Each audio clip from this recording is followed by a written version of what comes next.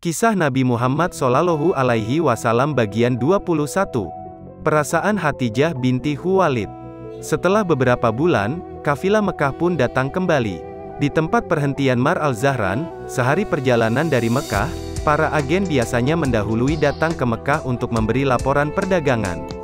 Muhammad pun demikian. Ia lebih dulu tiba di Mekah. Namun, sebelum bertemu Khadijah, ia bertawaf dulu 7 keliling mengelilingi Ka'bah. Dari atas balkonnya yang megah, Khadijah bergegas datang menyambut dan Muhammad pun melaporkan hasil penjualan, barang yang dibeli, serta berbagai pengalaman kecil dalam perjalanan.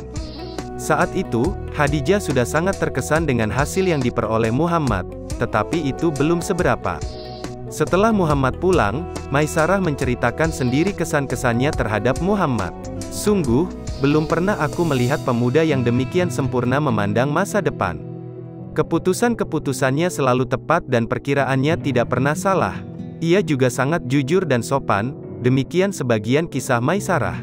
Khadijah betul-betul sangat terkesan dengan agen barunya itu. Warakah bin Naufal pun datang dan mendengar sendiri kisah Maisarah tentang Muhammad.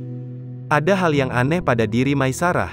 Biasanya, ia sangat menekankan laporannya pada masalah-masalah bisnis. Akan tetapi, kini persoalan dagang seolah-olah menjadi hal kecil. Yang dibicarakan Maisarah kali ini hanya tentang Muhammad, dan Muhammad. Padahal, keuntungan yang mereka dapat kali ini benar-benar luar biasa. Jika dikatakan bahwa Khadijah memiliki sentuhan emas, tepatlah apabila Muhammad disebut memiliki sentuhan penuh berkah. Ketika Warakah telah mendengar semua itu, ia tenggelam dalam pemikiran yang sungguh-sungguh.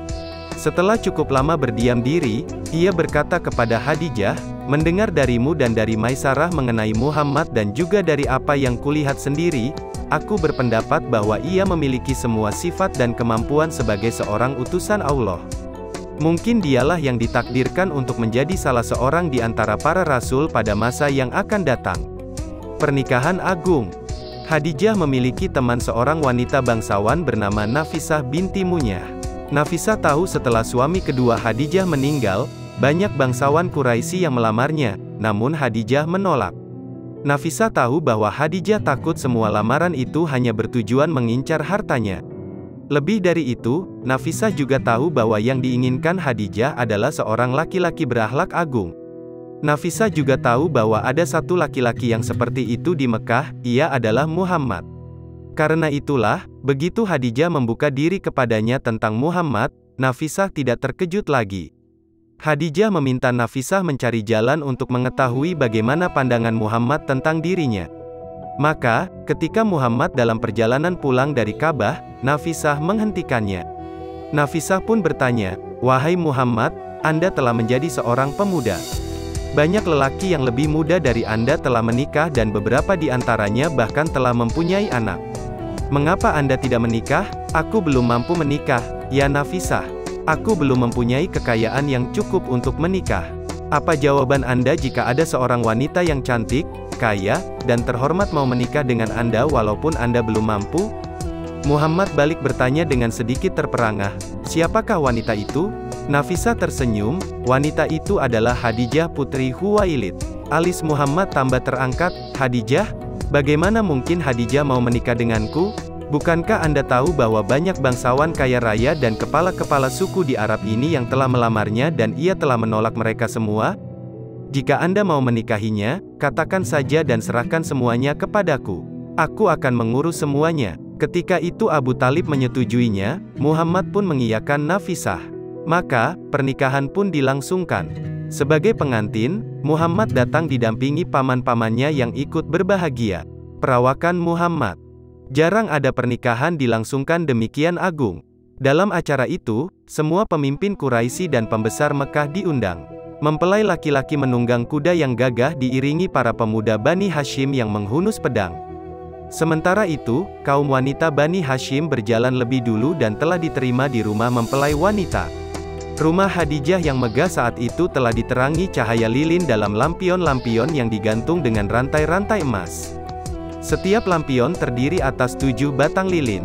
Semua pembantu Khadijah diberi seragam khusus untuk menyambut para tamu yang datang menjelang sore hari.